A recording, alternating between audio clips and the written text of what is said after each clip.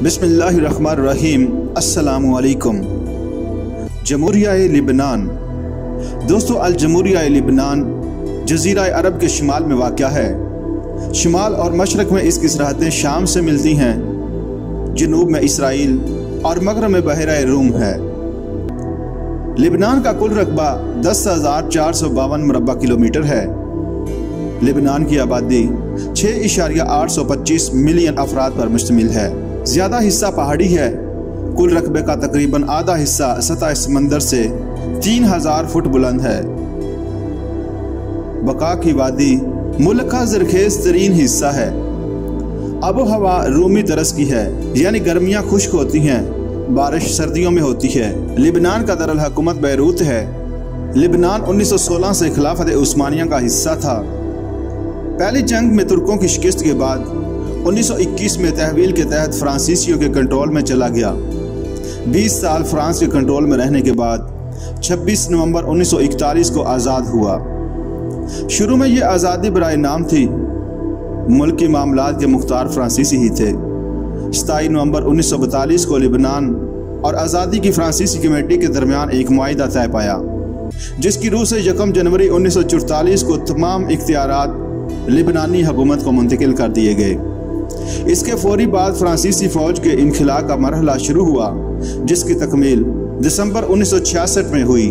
मुल्क में सदारती निज़ाम राइज है। इंतज़ामिया सदर, वज़ीर आज़म और काबीना पर मुश्तमिल है। मुल्क के खसूसी हालात की वजह से सदर का इंतखाब 6 साल के लिए ईसाइयों में से और वज़ीर आज़म का सुन्नी मुसलमानों में से होता है। असम्बली का स्पीकर मुसलमानों में से होता है। 1956 में नहर सुएज़ के मसले पर अरब ममालिक ने बरतानिया और फ्रांस से सफारती तल्लुकात ख़त्म कर दिए, लेकिन लिबनान की मगरब नवाब हुकूमत ने अवामी दबाव के बावजूद ऐसा करने से इनकार किया। नौजवान तबके में नासर की हमायत में तहरीक चल रही थी। मई 1958 में इस तहरीक ने जोर पकड़ा। 5 माह तक मुल्क के शहर बैरूत, ट्रिपोली, सीदोन और शुमाली बका का इलाका बागियों के कब्जे में रहा। सदर कैमल शिमोन 1952 से 58 की दरख्वास्त पर अमेरिका ने 15 जुलाई 1958 को बर्री और बहरी फौज लिबनान में भेज दी। अमेरिकी इमदाद की बदौलत सूरत हाल मामूल पर आ गई। हुकूमत ने इन शहरों का कंट्रोल हासिल किया। 1958 में मुल्क के सदारती इंतखाब में शिमोन की जगह जनरल शहाब जीते। हालात आहिस्ता आहिस्ता मामूल पर आ गए और अमेरिकन फौजियों की वापसी मुमकिन हुई। 1970 में हेलोन की जगह सुलेमान फ्रंगी को 6 साल के लिए मुल्क का सदर मुंतखब किया गया। लिबनान की सरजमीन पर फ़लस्तीन छापामारों की मौजूदगी और इसराइलियों के लगातार हमलों की वजह से मुल्क मसाइल का शिकार रहा।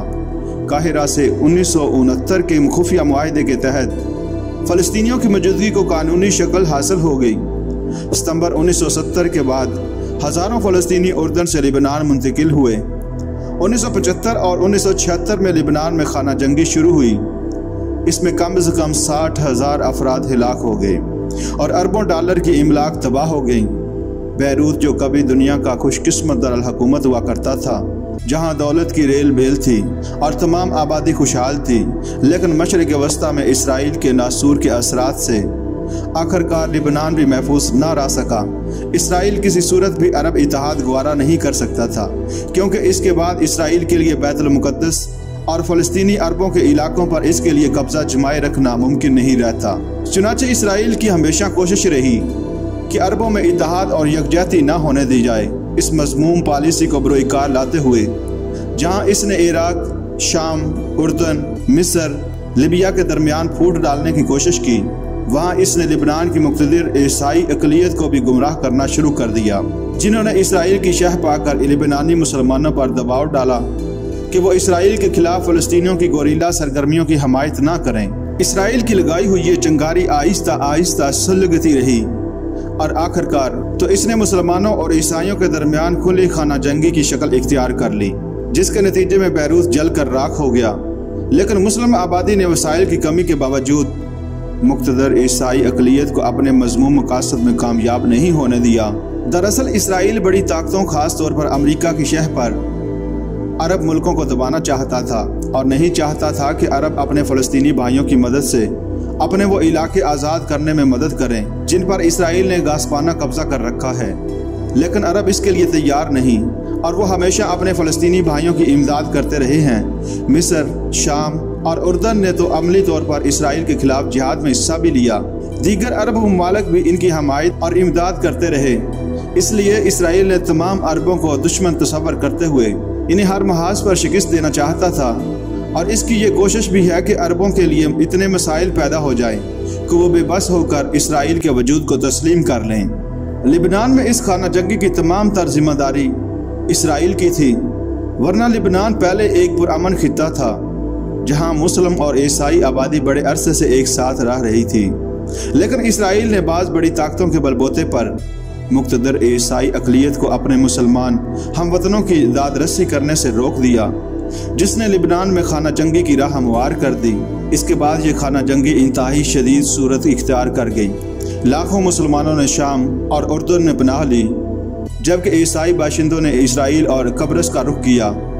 لبنان میں خانہ جنگی نے شدت عین اس وقت اختیار کی جب اقوام متحدہ سے بھی فلسطینی عوام کے حق کو بالواسطہ طور پر تسلیم کرا لیا گیا، اور عالمی رائے عامہ بھی یہ نتیجہ اخذ کرنے لگی کہ فلسطین کے عوام کا مسئلہ حل کیے بغیر مشرق وسطیٰ میں حقیقی امن بحال نہیں ہو سکتا۔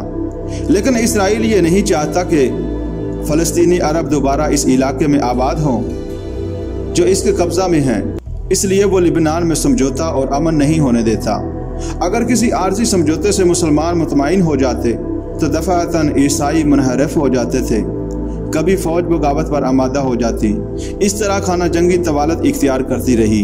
اس خانہ جنگی میں اسرائیل کے اعلی کار فلانچی عیسائیوں کو امریکی سامراج کی امداد حاصل تھی۔ یہ ایک انتہائی رجعت پسند پارٹی ہے جو اسرائیل کے مفاد میں فلسطینیوں کو ہر قیمت پر لبنان سے نکالنا چاہتی تھی۔ یہی وجہ تھی کہ تنظیم آزادی فلسطین نے شروع ہی اس خانہ جنگی کی مخالفت کی، کیونکہ اس سے فائدہ صرف اسرائیل کو ہو رہا تھا یا اس کے سرپرست امریکہ کو۔ بہرحال مسلمانوں نے جرات اور بے باکی سے فلانچیوں کا مقابلہ کیا اور لبنان کو تقسیم کرانے کی سازش کو ناکام بنا دیا۔ شام نے اپنی فوج لبنان بھیج کر لبنان کے کافی حصے پر قبضہ کر لیا۔ اس پر دنیا میں واویلا مچ گیا اور یہ خطرہ پیدا ہو گیا کہ شام کے نمونہ کی پیروی کرتے ہوئے کوئی مغربی ملک بھی اپنی فوجیں نہ بھیج دے۔